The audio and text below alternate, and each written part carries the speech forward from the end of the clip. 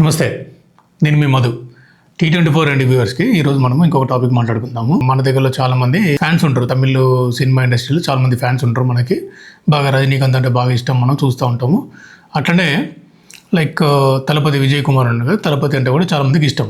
విజయ్ ఒక political party start చేశాడు, TVK party అనేది పొలిటికల్ పార్టీ స్టార్ట్ చేశాడు. ఇప్పుడు ఫిబ్రవరి 2024లో ఫిబ్రవరిలో స్టార్ట్ చేసిన తర్వాత ఒక పొలిటికల్ మీటింగ్ స్టార్ట్ చేశారు చెన్నై దగ్గరలో. ఇప్పుడు ఒకటి మదురై దగ్గరలో ఇంకొక సెకండ్ పొలిటికల్ పార్టీ మీటింగ్ ఒకటి చాలా గ్రాండ్గా చేశారు. దాని గురించి కొంచెం బ్రీఫ్గా డిస్కస్ చేసుకుందాం మనం. ఈ టీవీకే పార్టీ, విజయ్ పెట్టిన పార్టీ పేరు తమిళగా వెట్రి కజగం. ఈ మొన్న మదురైలో జరిగిన మీటింగ్, మదురై దగ్గరలో జరిగిన మీటింగ్ చాలా ఇంపార్టెంట్ మీటింగ్. ఎందుకంటే పార్టీ పెట్టిన తర్వాత వెంటనే ఎలక్షన్స్లో కానీ వాటిలో కానీ లోకల్ ఎలక్షన్స్లో వీటిలో పార్టిసిపేట్ చేయకుండా ఏం చేశారంటే, ఇప్పుడు తమిళనాడులో 2026లో ఎలక్షన్స్ రాబోతున్నాయి. ఈ అసెంబ్లీ ఎలక్షన్స్లలో పార్టిసిపేట్ చేయడానికి మాత్రమే ముందు ఈ ఎలక్షన్ల కోసం ఎట్లా ప్రిపేర్ కావాలన్న ప్రొసీజర్లో ఉన్నారన్నట్టు. దానికోసమే పార్టీ స్టార్ట్ చేసిన కాడ నుంచి మొదలు పెడితే వాళ్ళ ఫ్యాన్ క్లబ్, ఫ్యాన్ అసోసియేషన్స్, వాళ్ళ మీటింగ్స్ అన్ని పెట్టుకుంటూ వచ్చి తర్వాత స్లోగా పార్టీని డెవలప్ చేసుకుంటూ పోయి ఇప్పుడు మదురైలో పెట్టిన మీటింగ్ ద్వారా తన పొలిటికల్గా ఏం స్టెప్స్ తీసుకోబోతున్నారు, ఎలా చేయబోతున్నారు అన్నది చాలా స్ట్రాంగ్గా చెప్పడానికి ప్రయత్నం చేశారు. ఆయన ఓపెనింగ్ స్టేట్మెంట్ ఏంతో స్టార్ట్ చేశారు అంటే సింహంలో అది కింగ్ ఆఫ్ ది ఫారెస్ట్ కాబట్టి ఎలా ఉంటుంది అన్నది. సో పొలిటికల్గా ఆయన మూవ్మెంట్ ఎలా ఉందనబోతుంది, ఆయన సింహం ద్వారా కంపారిజన్ చెప్పబోతుంది. దీన్ని బట్టి మనకి ఏం అర్థమవుతుంది అంటే, ఆయన సోలోగానే పార్టిసిపేట్ చేసుకుంటారు ఎలక్షన్స్లో అని చెప్పేసి, ఒంటరిగా పోటీ చేస్తారని చెప్పేసి ఒకటి తెలుస్తూ ఉంది. ఆయన మెయిన్గా కాంపిటీషన్ కింద ఎవరు చూస్తున్నారంటే డిఎంకే పార్టీని చూస్తున్నారు. తర్వాత ఐడియాలజికల్గా బీజేపీ పార్టీతోనే అపోజ్ చేస్తూ ఉన్నారు. అంటే ఆయన చూసుకుంటేది ఏంటంటే, ఇటు బీజేపీని, లోకల్ డిఎంకే పార్టీని మాత్రమే ఆయనకి తనకు అపోజిట్గా చూసుకుంటా ఉన్నారు అన్నట్టు. అసలు ఏఐడిఎంకే గురించి ఎక్కడ కూడా మనం తీయలేదు. ఆయన మీ సినిమాకి సంబంధించిన వాళ్ళు ఎవరైనా పొలిటికల్ పార్టీకి వస్తున్నప్పుడు ఎట్లా మాట్లాడతారు అన్న దాని గురించి చూసుకుంటూ ఎంజీఆర్ గారిని, ఎన్టీ రామారావు గారిని కంపారిజన్ తీసుకొచ్చారు అన్నట్టు. అంటే ఎంజీఆర్ గారు పార్టీ పెట్టుకోవడము, ఆ పార్టీ దీంట్లోకి రావడం, అంటే ప్రభుత్వాన్ని ఏర్పాటు చేయడము, తర్వాత ఎన్టీఆర్ గారు పార్టీ పెట్టడము, ఎన్టీఆర్ గారు మళ్ళీ ప్రభుత్వంలో రావడము, ఈ రెండు జరిగినాయి కదా.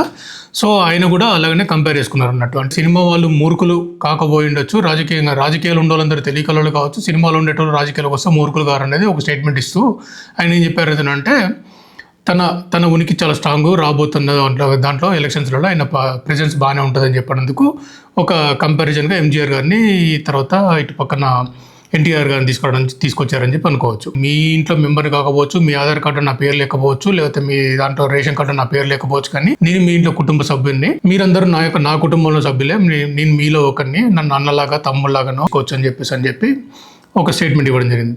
తై మామ అని చెప్పేసి, అంటే మేనమామలాగా నన్ను చూసుకోవచ్చు అని చెప్పి ఒక స్టేట్మెంట్ ఇవ్వడం జరిగింది. దీనివల్ల ఏమైంది అంటే, తమిళనాడు ప్రజలకి కొంచెం సెంటిమెంటల్గా అక్కడ ఉన్నటువంటి ఆడవారికి, తర్వాత యంగ్స్టర్స్కి వీళ్ళకి కనెక్ట్ కావడానికి ట్రై చేసుకుంది. ఈయన తీసుకున్న వాటిల్లో ఇంకో సబ్జెక్ట్ ఏంటంటే, టాపిక్ డిస్కషన్లో వచ్చేటప్పుడు నీట్ గురించి టచ్ చేశారు. నీట్ గురించి టచ్ చేయడం వల్ల ఏమవుతుందంటే, ఈ పీజీ స్టూడెంట్స్ లేకపోతే మెడికల్ స్టూడెంట్స్కి కొన్ని సీట్స్ లూజ్ కావడం జరుగుతుంది. తమిళనాడులో కానివ్వండి, ఇప్పుడు మన ఆంధ్రప్రదేశ్, తెలంగాణలో కానివ్వండి లూజ్ అవుతున్నారు. ఎందుకంటే సెంట్రల్ పాలసీ వల్ల కొన్ని సీట్స్ మనకి నార్త్ ఇండియన్స్ పోతున్నాయి, నార్త్ ఇండియన్స్ ఇక్కడ రావడం జరుగుతుంది. మన సీట్స్ ఎక్కువ సీట్స్ నార్త్ ఆక్యుపై అవుతున్నారు, లోకల్ సీట్స్ రావట్లేదు. ఈ నీట్ ఇష్యూ జరుగుతుంది తమిళనాడు ఎస్పెషల్లీ ఇంకెక్కువ జరుగుతుంది. సో దీని గురించి అని చెప్పేసి ఆ టచ్ చేయడం వల్ల ఏమవుతుంది అంటే, యూత్లో కొంతవరకు ఏం చేస్తూ ఉన్నారు. తర్వాత ఆల్రెడీ విజయ్ కుమార్కి ఏమైంది అంటే, పొలిటికల్గా కాకుండా ఫ్యాన్ క్లబ్ చాలా ఎక్కువ, బేస్ ఎక్కువ ఉంది. సో దాని రిఫ్లెక్షన్ మనకి ఈ మీటింగ్లో బాగా కనపడింది. దగ్గర ఒక 3.5 నుంచి 4 లక్షల మంది ఈ మీటింగ్లో రావడం జరిగింది అన్నట్టు. ఇదొక విషయం, గమనించాల్సిన విషయం. తర్వాత బీజేపీకి ఐడియాలజికల్గా నాకు బీజేపీతో మాకు దూరం ఉందాము అని చెప్పేసి అన్నారు. అంటే మతపరమైనటువంటి ఆలోచన చెయ్యను అని చెప్పేసి ఆయన చెప్పారు. తర్వాత ప్రధానంగా ఇంకో తీసుకుంది ఏంటంటే, డిఎంకే పార్టీ గురించి. ఇప్పుడు రూలింగ్లో ఉంది కదా డిఎంకే పార్టీ, స్టాలిన్ గవర్నమెంట్లో ఉంది. సో స్టాలిన్ని ఆయన ఏం చేస్తున్నారంటే, స్టాలిన్ అంకుల్ అని చెప్పి ట్రోల్ చేసుకుంటూ, మీరు 1000 రూపాయలు, అంటే అక్కడ ఏం చేస్తారంటే, మహిళలకు 1000 రూపాయలు స్కీమ్ ఇస్తామని చెప్పేసి అన్నారు. అది అంత పెద్దగా సక్సెస్ కాలేదు, 1000 రూపాయలు ఇవ్వలేదు. 1000 రూపాయలు ఇచ్చినంత మాత్రాన మీరు మహిళలను నోరు మూయిస్తామంటే కష్టం అని చెప్పేసి ఒక స్టేట్మెంట్ ఇవ్వడం జరిగింది అన్నట్టు. అంటే అక్కడ కొంతవరకు మహిళల మీద అకృత్యాలు జరుగుతూ ఉన్నాయి, కొంచెము లా అండ్ ఆర్డర్స్ ఇష్యూ ఉన్నాయని చెప్పేసి ఆ సున్నితమైన సబ్జెక్ట్ని టచ్ చేయడం జరిగింది. దానివల్ల ఏమవుతుందంటే, మహిళలకి నేను సపోర్ట్ ఇస్తాను, మహిళలకి నేను అండగా ఉంటాను అని చెప్పేసి విజయ్ కుమార్ గారు ఒక రకంగా దీన్ని టచ్ చేయడం జరిగింది అన్నట్టు.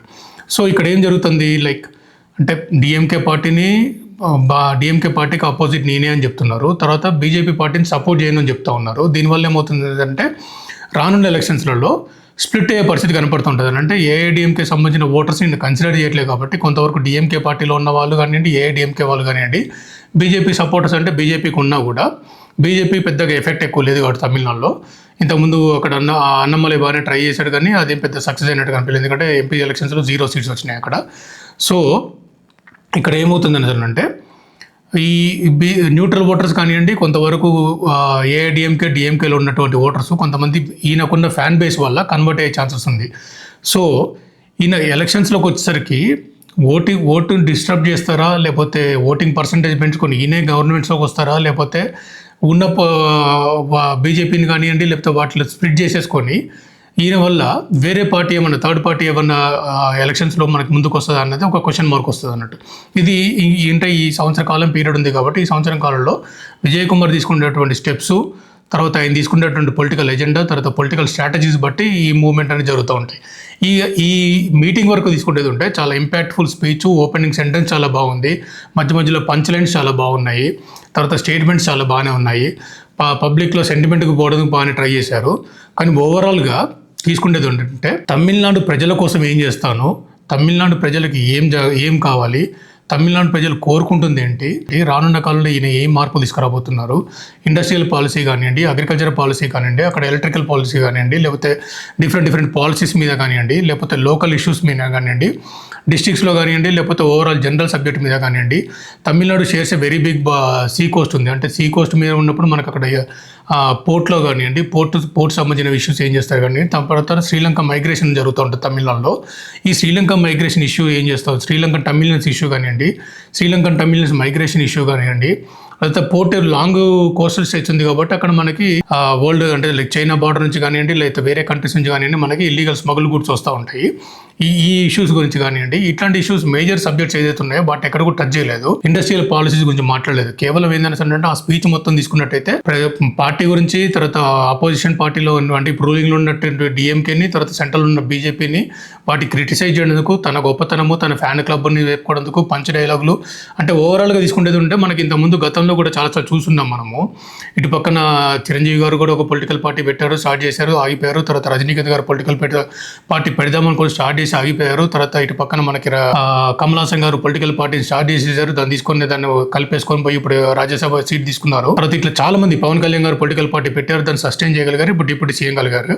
ఇట్లా చాలా మంది సినిమా వాళ్ళు పొలిటికల్ పార్టీస్లో ఎంటర్ స్టార్ట్ చేసినప్పుడు భారీ డైలాగులు, భారీ సెట్టింగ్లు, తర్వాత పెద్ద ఎత్తున మీటింగ్లు చేస్తూ ఉంటారు. చాలా గ్రాండ్గా కనపడుతూ ఉంటుంది.